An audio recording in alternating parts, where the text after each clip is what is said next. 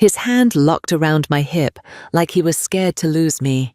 The air was thick and warm, sticky with paint fumes and the kind of sweat that comes from holding in everything too long. My back brushed the edge of the hallway wall, still tacky, where he'd stopped rolling the primer, and his body moved into mine with a slow, desperate rhythm that made my legs shake. His forehead rested against my shoulder. His breath was shaky, mouth open against my skin, and I felt his whole frame stutter like he couldn't keep holding back. Don't pull away," he whispered. "I'm not," I said, barely able to get it out. "Just don't stop." He moved again. Slower. Deeper. I felt his breath catch his body tense. I knew he was close. His grip tightened. I wrapped around him harder, and I let him finish. Quiet, hot, messy, and I didn't say a word while he trembled. I didn't cry. I didn't speak. I kept my eyes on the trim behind him, the one he painted yesterday, while his body slowly stilled and the hallway went quiet again. This wasn't the woman I thought I was, until I let it happen. It wasn't just about the act. It was everything before it. The silence. The way he looked at me like I was still someone. The way his voice caught when he said my name. The fact that he was my boss's younger brother. That he was 12 years younger than me. That he was painting the guest hallway of my house as a favor while he looked for work and stayed in our spare room. It should have been simple. Professional. He was crashing here for a while. Jason, my boss, asked me if we had space and said Ryan just needed a place to get his head on straight. That was the exact phrase he used, get his head on straight. Nothing in that conversation suggested I'd wind up in that hallway, my robe open his hands under it, and both of us forgetting what the hell we were doing. The first time I noticed anything shift, he was touching up the edge near the stairs. I walked by with folded laundry, said a quick thank you. And he looked up at me with this slow kind of gaze, like he was memorizing something he wasn't supposed to. I brushed it off. I had to. But that night, I stared in the mirror a little longer before bed.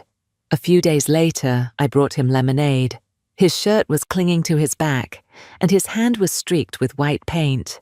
When he took the glass, he said, "Thank you, ma'am," and gave a soft smile. I told him not to call me that. That's when it started. Little comments, long glances, the way he'd hold eye contact just a second too long, and the way I didn't stop him. I told myself it was harmless. He was polite, a little shy, still recovering from a messy breakup. But something about the way he looked at me, it wasn't polite. It wasn't even safe. It didn't start as a mistake. It started with silence and ended with his hands on my skin. It was late. My husband had left that morning for a golf trip, wouldn't be back for 2 nights. The house was quiet. I had just showered, hair damp, wearing the old robe I stopped caring about. I came downstairs to ask Ryan if he wanted to stay for dinner. He was still working on the trim in the hallway, music playing soft from his phone. He turned around the moment I stepped into the frame of the doorway. His eyes dropped to the hem of the robe, then slowly moved up to my face. "You probably shouldn't wear that around me," he said. Voice low. No hint of a joke. "It's my house," I said, even though my mouth had gone dry. "Yeah, and I'm your boss's brother," he said back. So maybe we both forgot something. We just stood there. Him holding a brush, me holding absolutely nothing. "Say stop," he whispered. I didn't. He stepped forward and brushed his thumb across my wrist. I didn't flinch. His hand moved to my waist, then higher. Still I said nothing. I just let the robe fall open when he pulled the belt loose with 2 fingers. The first kiss was clumsy. Teeth. Too much tongue. Too much everything. But I kissed him back. I moaned when he grabbed me tighter. I clawed at his shirt when he pushed me back against the wall. "Tell me to stop," he whispered again, breathing hard against my cheek. I pulled him in instead. His jeans dropped just enough for him to press into me hot and pulsing and already shaking. I wrapped my legs around his waist, bracing against the wall as he pushed in. I gasped. He groaned. It was deep and rushed and dangerous. He moved hard and short, like he couldn't help it. Like every thrust was an apology and a need all at once. My hands dug into his shoulders. His forehead dropped to my chest. He let out a choked breath and said my name like it was the only thing keeping him from falling apart. I didn't stop him. I wanted it. I wanted every inch of him buried inside me, every tremble, every pulse, every sound. I wanted to feel it, be felt. I let him finish, because I couldn't be good anymore. What would you do if your boss's younger brother whispered your name like that? Before we begin, take a moment to like and subscribe. Try to watch the video for as long as possible. By watching the content more frequently, YouTube will recommend these stories to a wider audience, which will help the channel grow and provide you with more content to enjoy. Let's get started right away. I wasn't just lonely. I was invisible. People don't talk about what it feels like when the house gets too quiet, even when it's full. My husband stopped seeing me years ago. Not out of cruelty, just the slow decay of interest, the way a man stops asking how you slept because he assumes it was the same as his. Our daughter left for college last fall. The house never echoed like that before. We stopped having real dinners. He ate in front of the TV. I ate while cleaning up. And when we did talk, it was mostly about things that didn't need answers. Things like gutters taxes, who left the light on. Not once did he ask how I was doing. He just assumed I was fine. I had stopped correcting him. I wasn't cheating for thrills. I wasn't seeking revenge. I was just tired of feeling like a shadow in my own life. And then came Ryan. Jason introduced him to me in the break room one morning, like I'd never heard his name before. "This is my younger brother," he said. "He's staying with me for a while. Good kid. Just needs to reset after that breakup." Ryan shook my hand with paint still under his nails, and that quiet, bashful smile men only wear when they feel out of place.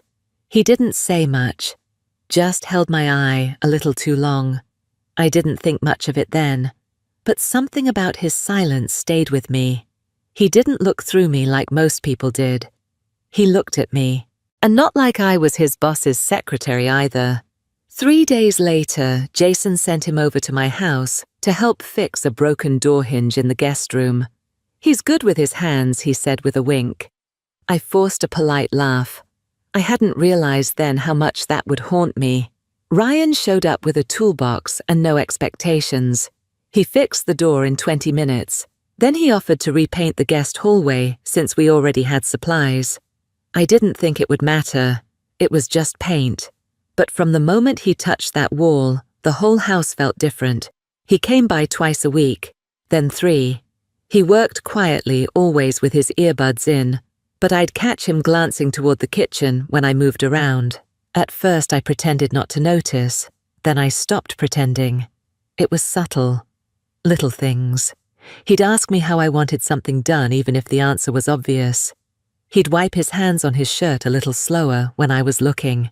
He'd take off his jacket and fold it in the same spot on the counter every time, like he was claiming space. I never told him to stop. One afternoon I walked into the hallway barefoot, holding my coffee, and he looked up from the floor where he was taping the trim. His eyes dropped to my feet, then up. His gaze lingered at my thighs. He blinked hard and looked away. That night I didn't sleep. I told myself it was one-sided. He was younger. He was probably just being polite. But then he started staying later. Not because he had to, because I didn't tell him to go. He never flirted, not openly. That would have made it easier. He just watched me, closely, quietly, like he didn't know what to do with the feeling in his chest. And I think that's what broke me, because I knew that look. I remembered it from when I was younger, from when I was still someone people wanted. One night my husband came home late from a work dinner. I was already in bed. He climbed in without a word, turned away from me, and fell asleep with his back against mine. He hadn't touched me in months. I stared at the ceiling and tried not to cry, because I knew if I did, he wouldn't even hear me. The next morning, I found Ryan in the hallway, fixing a chip near the stair railing.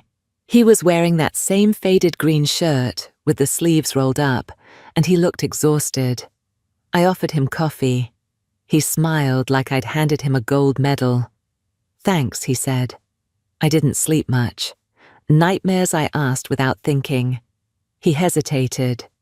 "No, just everything feels too quiet sometimes."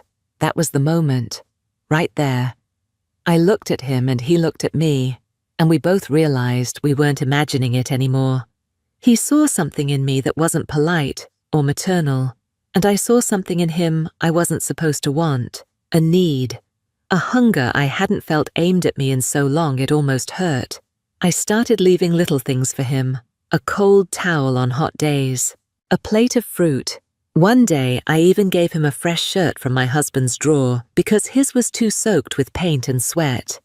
He changed in the guest room, but he left the door open just wide enough.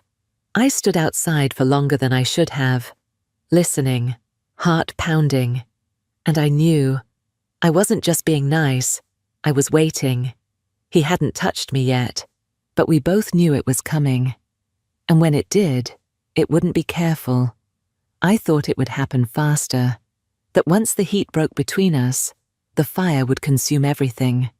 But it didn't. We didn't touch again for 4 days. He still came to paint, still showed up early, knocked softly like he wasn't sure he'd be welcome, then stepped inside with eyes that didn't quite meet mine. I offered him coffee. He said thank you, and we both pretended we hadn't crossed a line we couldn't uncross. I should have felt relieved. Instead, it felt worse. He moved differently around me now, quieter, more careful. He never let his shoulder brush mine, never looked too long. But every time I passed the hallway, I saw the tension in his jaw, the way his fingers tightened on the roller. He was holding back. So was I. One afternoon, I caught him fixing the hallway light. He stood on a step stool, arm-lifted shirt, pulling up enough to show the curve of his stomach. I stood behind him watching the muscles in his back flex as he reached. He turned, saw me, paused. Neither of us said anything. I broke it by clearing my throat and stepping away, pretending I'd just passed through by accident. But my skin was buzzing. I felt him watching me go. I could feel it in the base of my spine, that ache I hadn't admitted out loud. The next day I set a glass of water by the entryway, just to see if he'd say something. He did. "Thanks," he said. His voice was lower than usual. "You didn't have to." I know I replied, my eyes on the rim of the glass, not his face. He didn't move. "Are you okay?" I swallowed. Why wouldn't I be? He didn't answer. The silence between us felt like something physical, like it had weight. Like if I stepped too close, I'd fall into it. I started pacing near the guest hallway more often, pretending to look for something, making excuses to walk through. Each time I hoped he'd say something, reach out, do anything to break the unbearable space between us, but he didn't. Instead, he'd pause his work, look up, meet my eyes, then look away. The want was there. I saw it, and it scared him. It scared me too. One night I walked down to the kitchen in my robe again. I wasn't thinking, or maybe I was. The hallway light was still on. I thought he'd left already, but he was sitting on the floor with his back against the wall, legs stretched out, paint tray beside him, earbuds out. He looked up when I stepped into view. I froze. He stared, then his eyes lowered to my knees, the hem of the robe, my bare feet. His chest rose and fell like he'd been holding his breath. "I didn't know you were still here," I said. "I was waiting for the second coat to dry." I nodded, didn't move. He stood slowly, set the brush down on the tray, wiped his hands on his jeans. I should have walked away, should have said goodnight and gone back upstairs, but I stood there. Neither of us spoke. Then he stepped forward. He didn't touch me. He stood maybe a foot away, close enough for me to smell the faint citrus of the cleaner he used on the walls. His voice came low, shaky. "If I kissed you again, would you let me?" I blinked. My heart was slamming against my ribs. I could barely breathe. I whispered, "Don't." He nodded, but his jaw clenched. I can't stop thinking about that night. My voice cracked. "Me either." He looked at the floor. "Then why are we pretending I stepped back?" Not because I wanted to, because if I stayed I would have touched him. Because pretending is still safer than what happens next. He didn't argue. He just gave a quiet, broken nod and stepped away, grabbing his things. He left without saying goodnight. I leaned against the kitchen counter chest, burning, stomach knotted. The next morning, I found a folded note on the entry table. In his handwriting, "I'll stop if you want me to, but I can't lie about what I feel when I see you." There was no name, no pressure, just those words. I held that note for hours, read it again and again, slipped it into the drawer beside my bed like it meant more than it should. 2 days later, it rained. The house was quiet. I was cold. I went down to the hallway with a sweater in my hand, under the excuse of asking about progress. He looked up from his crouch on the floor. His sleeves soaked the paint tray, pushed to the side. "You okay?" he asked. I nodded, then offered him the sweater. "You'll catch something." He hesitated, then took it, pulled it over his head, slowly drops of water falling to the floor. When he was done, he looked at me, really looked at me. I didn't move. Neither did he, but his eyes dropped to my mouth. I think if he had touched me in that moment, I would have let everything fall apart. But he didn't. He just said, voice barely audible, "I can't do this much longer." "What?" "Being near you and not touching you." The words sank in deep. I had no answer. He reached for the roller again, and I turned and walked away. My legs shook the whole way up the stairs. It started with the drawer. I was looking for batteries. At least that's what I told myself, but I knew the hallway drawer didn't have them. I opened it anyway, and when I saw the folded note again, my fingers lingered too long. I reread his words. "I'll stop if you want me to, but I can't lie about what I feel when I see you." I didn't stop him. I never did. That night my husband called. He was staying at a client's place 2 hours north. "Don't wait up," he said, already distracted. I told him good night. He didn't say it back. Ryan was downstairs finishing the final coat on the baseboard trim. I heard the soft rhythm of the brush, the faint creak of floorboards when he shifted his weight. It had rained again. The whole house smelled like fresh paint and wet wood. I stood at the top of the stairs in silence, fingers pressed to the banister. I didn't plan anything. I just walked down barefoot slowly, my heart pounding with every step. I turned the corner into the hallway. He was kneeling with his back to me, sleeves rolled up his hair, slightly damp. "Ryan." He turned. I didn't speak again. I just looked at him. Let the quiet fill the space. He stood slowly, roller in hand. His face changed when he saw what I was wearing. A thin black tee, soft cotton shorts I hadn't worn in front of him before. Nothing dramatic, just less hidden. His voice was soft. "You okay?" I nodded. "Can you help me with something in the laundry room?" He didn't answer. Just set the roller down and followed me. The laundry room was small, tiled, quiet. The air felt thick, almost humid. I reached up toward the shelf above the washer, like I was grabbing detergent I didn't need. He stepped in behind me. I didn't have to ask. I felt his chest rise behind my back, just inches from me. His breath was shallow. "I can't be the one to start it," he whispered. I turned to face him. He was so close. "I don't want to pretend anymore," I said. That was all. His hands found my waist fast, like he'd been holding them back for days. His mouth found mine a second later. The kiss was deeper this time. Less desperate. More sure. but still trembling, still barely under control. I clutched his shoulders, fingers digging in, and he walked me slowly back until I hit the dryer. He pressed against me. I felt the heat of him, the shape of him hard and ready and unsteady through his jeans. "Tell me you want this," he said into my neck. I couldn't speak. I just nodded, breathing hard. He pulled back just enough to see my face. I nodded again. Then he lifted me. My legs wrapped around him as he sat me on the dryer. My fingers fumbled at his jeans. He pushed my shirt up, slowly, kissing my stomach, his breath shaky against my skin. The moment he slid inside me, everything in my body arched. I gasped. My hands flew to the edge of the machine behind me. His grip on my thighs tightened. He moved with a rhythm that was slower than before, deeper, like he wanted to feel every second, every sound I made. I moaned softly, biting my lip to keep from crying out.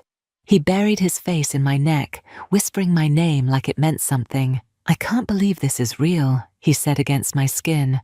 I held the back of his head. "Don't stop."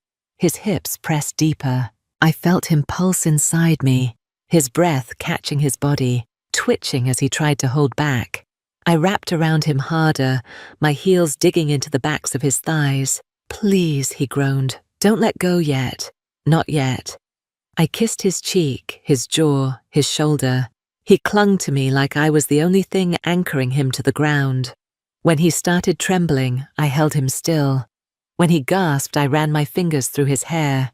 He pressed his forehead to mine, his body slowing, and I let him finish. The dryer was cold beneath me, but my skin burned. His weight stayed pressed against me for a long time. Neither of us moved. I closed my eyes. I didn't want to let go. We didn't speak for a full minute. Then, still catching his breath, he whispered, "What now?" I looked at him, really looked. His flushed face, his damp hair, his hands still resting on my thighs. "I don't know," I said honestly. He kissed me again, this time slow, just once, then helped me down. We didn't clean up the mess. We didn't try to fix it. We just stood there side by side, quiet and bare and undone. I had crossed the line, and I didn't want to go back. I didn't sleep that night. I laid in bed with the sheets twisted between my legs, still feeling the shape of him the way he moved inside me. I touched my own wrist where his fingers had held me, and my skin burned like he was still there. I didn't cry, but I didn't feel clean either. The silence after something like that is louder than the act. I expected him to stay away after. That's what would have been smart. But the next morning his truck was in the driveway before I'd even gotten dressed. He didn't knock, just started painting like nothing happened. And I let him. I made coffee, took my time brushing my hair. I walked into the hallway just as he stood from tying a drop cloth. He looked at me like the night before was still fresh in his mouth. We didn't say anything, but I felt it between us again. That current, that pull. I should have told him we needed to stop. Instead, I asked, "Are you staying for lunch?" His answer was too fast. "Yeah, sure. If that's okay." It became a pattern. Lunch turned into staying later. Later turned into excuses to be near me when no one else was home. Once I caught him in the laundry room again, standing in the same spot, his hand resting where my thigh had been. He didn't touch me that time, but the look in his eyes said everything. We were falling, slowly, and pretending it wasn't happening. I knew we were being stupid, that every breath we stole from each other was one step closer to being caught, but I didn't care. Or maybe I did, but not enough. Not enough to stop. The guilt didn't come all at once. It crept in. At night, I'd lie beside my husband, still damp from a shower I took too late, and wonder if he could smell the truth on me. He didn't. He never even turned over. Some mornings I couldn't meet my own reflection. Other mornings I wanted to run back to Ryan and let him ruin me all over again. I started keeping track of my excuses, where I'd been, what I wore, how long it took me to change. I kept a mental log of details in case anyone ever asked, but no one ever did. That might have been the worst part. No one noticed, except Jason. It happened one Thursday afternoon. Jason dropped by the house unannounced to pick up some paperwork I'd been organizing from the office. Ryan was in the garage at the time, fixing a crack in a storage shelf. Jason stood in the hallway, looked at the freshly painted walls and said, "He's doing a good job." I nodded. "He is." Then he turned and said, "He's been coming by a lot." I froze. "Yeah," I said carefully, trying to finish the job. Jason didn't blink. "I know my brother. He doesn't rush anything unless he's got a reason."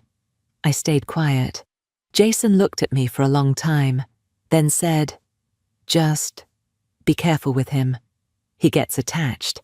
That night, I told Ryan we needed space. He didn't argue, he just nodded, eyes lowered. But 2 days later, I caught him standing in the guest hallway, staring at the corner where the paint had started to chip again. He didn't even have a brush. "You're not painting," I said. "I know." "Then why are you here?" I didn't know where else to go. I should have told him to leave.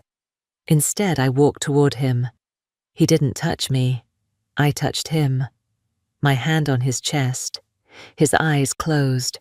"I missed you," he whispered. I kissed him. Hard. It wasn't careful this time. I pushed him against the wall and tugged at his belt. His hands slid under my shirt like he'd been starving. We didn't even make it upstairs. We barely made it to the floor. Afterward, we laid there on the hallway rug, our clothes half on our bodies, still buzzing, both of us breathing like we'd run a mile.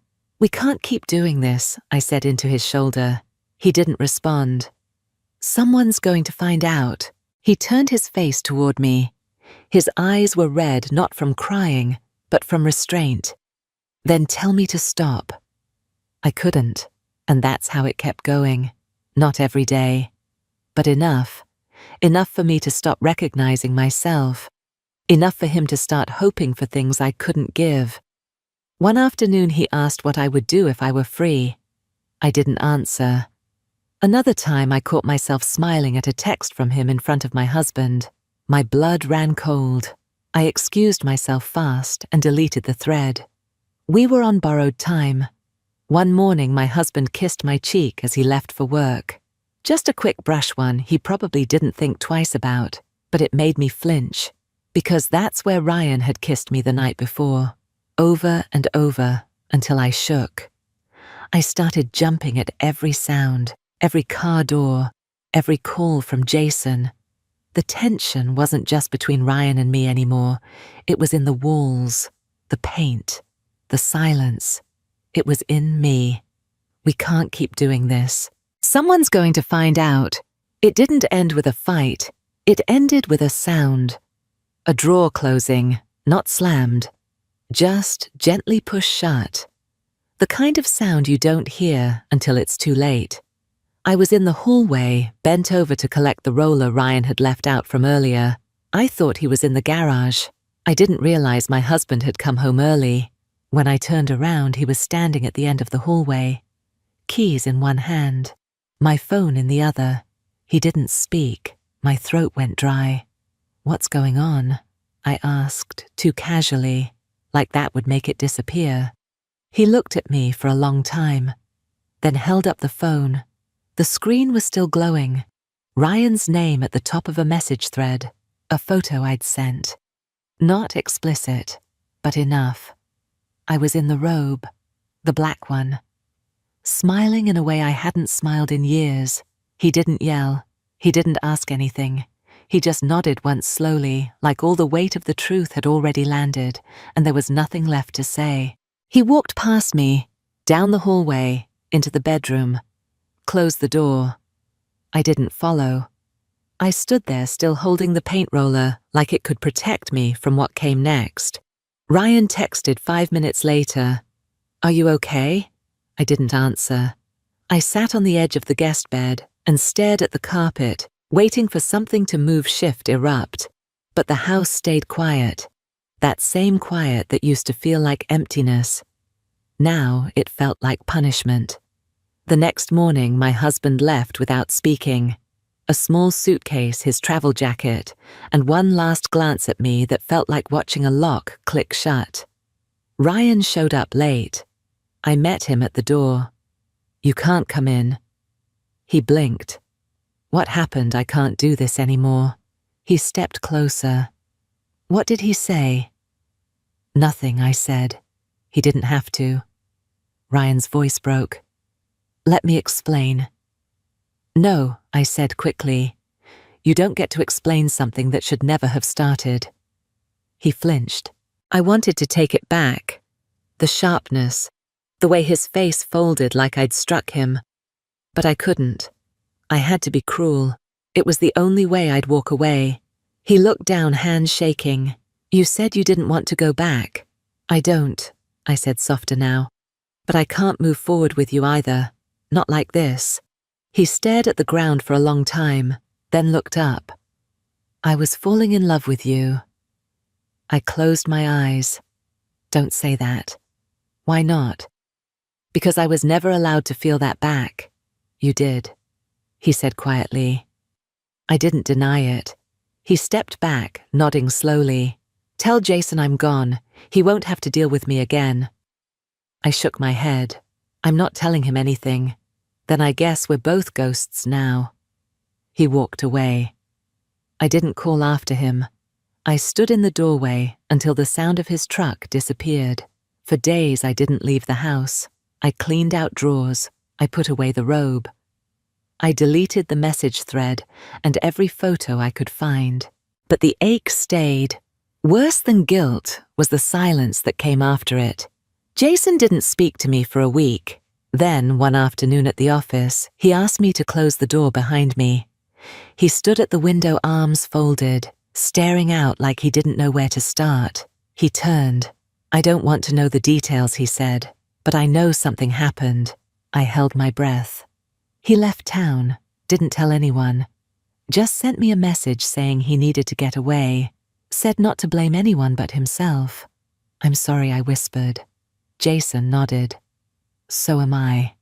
He paused, then added, "He's always been the kind of person who needed love too much. It breaks him when he finds it in the wrong places." I didn't reply. He dismissed me with a short nod. I left the office and didn't cry until I was home. That night I sat on the laundry room floor, same spot where Ryan had kissed my neck, and whispered that he couldn't stop thinking about me. I pressed my fingers to the edge of the dryer, closed my eyes, and let the silence fall. I crossed a line I can't uncross, but for one night, I felt like a woman again.